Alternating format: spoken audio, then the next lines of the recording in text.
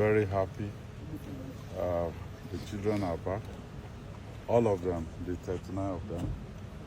Also, 5 of the 7 teachers. So we give glory to God, and we say thank you to our troops, the officers and men. We lost some officers and part of our troops as well. So all the families that have lost loved ones in this whole process, we want to assure them that their loved ones will not have died in vain. So I'm extremely happy. You've just gone in there to interact with the children and their teachers. What did you take out? What's their state of mind? How are they feeling? We've not seen them, so you tell us what's their status at this particular time, sir. First, I can see that they were happy to be out of captivity, just like any of us. When your freedom is taken away, it's a different set of mind. But they are glad to be back. Some of them are still very frail. They have to do quite a bit of medical intervention, post-traumatic issues, to be addressed. But we have the team ready to do that. How soon are they going to be reunited with their families? With the plan right now, we'll watch them over the next 48 hours. So by Monday, we think an assessment will be done, and maybe there will be a formal transfer from the military to the state, and then we can manage the process from that point forward. But also today, we are putting logistics together to at least bring the family members to come and see them. There's a small girl in there that basically she has been asking, where's my mom? Where's my mom? So at least we want the mom to be able to come and then see her. Is there another thing you think we need to know that you want to tell us, sir?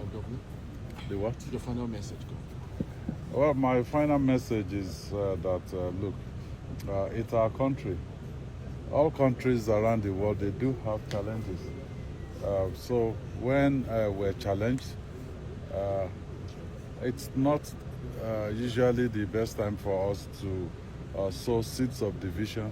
It's the best time for us to come together, and confront our challenges.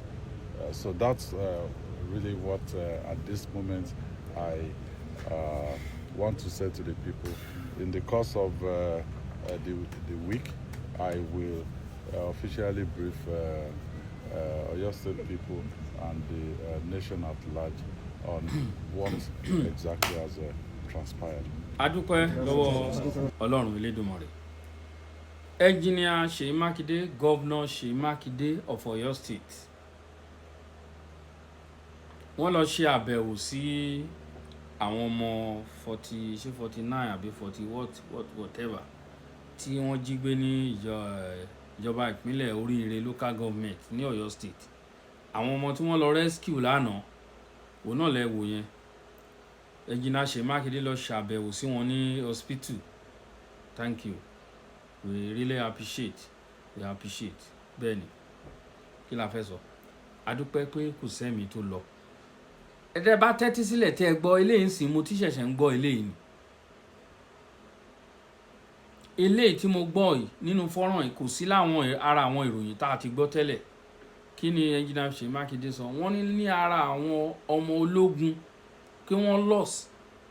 Ara àwọn ọmọ ológun wọ́n fẹ̀mí ṣòfò. Dámi kì í ṣe kan kì í ṣe méjì.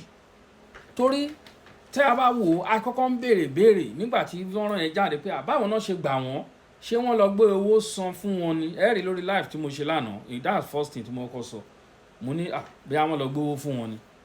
Later níyà mi kan send video kan sí mo sáré download ẹ̀ mo wá gbọ́ mbẹ̀ pé wọ́n ní wọ́n mú àwọn mẹ́jọ kan dẹ̀ wọ́n mú àwọn mélòó kan balẹ̀ ohun tá a gbọ́n mọ nínú fọ́rọ̀ yẹn nìyẹn àṣojú bẹ́ẹ̀ lọ àwọn ọmọ ológun torí níbi tó ti ń tàkóra ìbọn síra wọn ibẹ̀ náà ni bí ọwọ́ wọn ṣe dùn wọ́n ẹ mọ̀ pé àwọn pípù yìí gbogbo wa náà ló mọ̀ wọ́n we know them a mọ̀ wọ́n pé nǹkan tó wà lọ́wọ́ wọn kì í ṣe nǹkan kékeré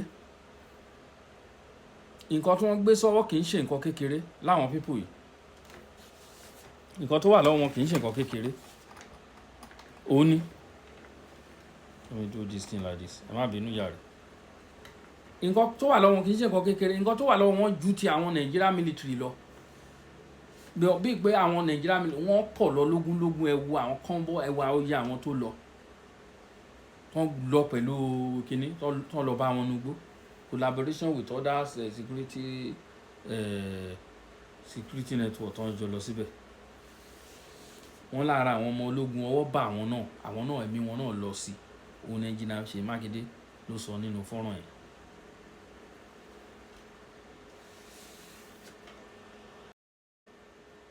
bí nǹkan tí à ń sọ lọ kí Ọlọ́run kò bá ṣe rí nǹkan tí àwọn Nigeria military nǹkan tó ń dojúkọ kì í ṣe nǹkan kékeré o nǹkan tí ojú wọn rí kì í ṣe nǹkan kékeré o láwọn military tẹ̀ ń wò yẹn nǹkan tí wọ́n ń fojú rí nǹkan tí wọ́n ń dojúkọ lọ́wọ́ àwọn people kì í ṣe díẹ̀ ẹ wá ń sọ just 100,000 ó ní wọ́n sọ pé wọ́n increase owó wọn sí àwọn Nigeria government ojú òde tí wọ́n nígbà tẹ́ bá ń fún àwọn àmì ní 100,000 kí ìlú wà ní police wá ń gbà o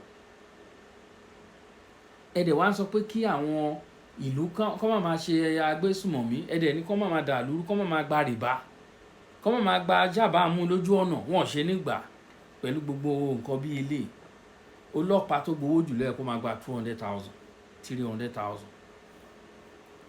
kì láwọn iṣẹ́ takuntakun tó ń ṣe torí àwọn ọlọ́pàá náà tẹ̀lé wọn lọ ẹ tún fídíò yẹn gbọ́ dáadáa mo kọ́kọ́ play mi tí ẹ kọ́kọ́ listen nígbà tí mo fẹ́ bẹ̀rẹ̀ sí ń ṣe fídíò ń sì máa kí tí ẹ listen sí fọ́nrán yìí again o we lost some of our ibẹ̀ mo ti tẹ́tí dáadáa pé kí ló what are you saying here àṣẹ ẹ̀mí àwọn ológun náà ẹ̀mí wọn náà lọ sí ṣe rí ẹnjìnà Ṣèyí Mákindé ẹ mójútó Ọ̀yọ́ state o ìwọ̀nba tó kù yìí ẹ ti balẹ̀ jẹ́ already ẹ ti bà nǹkan jẹ́ gidi tààrà nǹkan ti bàjẹ́ látọ̀dọ̀ yín ṣé orúkọ yín ṣe ń túnṣe mọ́ ẹ ń sọ̀rọ̀ very gentle àwọn èèyàn comment síbẹ̀ God bless you gómìnà Ṣèyí Mákindé really try this and that ibo ló forúkọ sí tẹ́lẹ̀ tó ń jẹ́ jẹ̀nàdù ibo ló forúkọ sí ẹ ṣàbá wa mójútó ọ̀rọ̀ ilẹ̀ wa gbogbo ẹ̀yin gómìnà sí wa ṣe ẹnjìnà Ṣèyí Mákindé ṣiṣẹ́ pọ̀ pẹ̀lú olóyè májàsọ́lá Ìgbòho òòṣà ẹ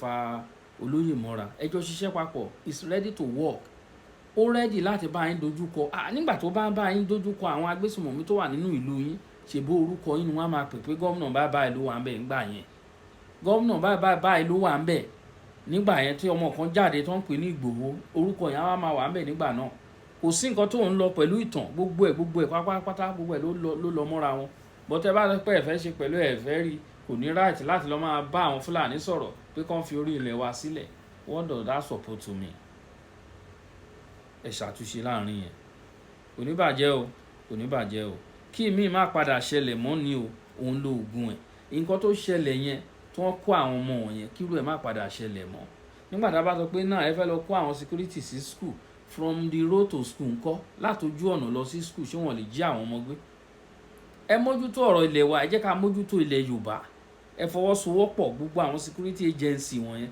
ẹ fọwọ́sowọ́pọ̀ mọ́ra wọn pẹ̀lú ẹ̀yin gọ́vnà lè jẹ́ kẹ́ jọjọ ṣiṣẹ́ pọ̀ gbogbo governors wa ó yẹ kẹ́ jọjọ ṣiṣẹ́ papọ̀ ṣe bíbí kan náà gbà wọnú Ọ̀yọ́ state ibì kan náà gbà wọnú Ọ̀yọ́ state náà so bó ṣe jẹ́ nìyẹn o ẹ̀yin olólùfẹ́ wa nǹkan tá a gbé wá fún wa náà ni pé kájọ pẹ̀kẹ́ lò mo kí yín lógúnlógún lọ́gbọ̀nlọ́gbọ̀n gbogbo ẹ̀yin tẹ́ ń kọ́mẹ̀tì àárín kọ́mẹ̀tì yín ọwọ́ yẹn ní fi gbọ́mọ sí ẹ̀yin tẹ́ ń bá wa ń share náà tó dáa ń bá àwọn fídíò wa pàdé níbì kọ̀ọ̀kan adúpẹ́ lọ́wọ́ yín o adúpẹ́ lọ́wọ́ amọ̀rìnrìn pé yes àwa náà àwọn èèyàn ń gbóhùn wa kò ní bàjẹ́ o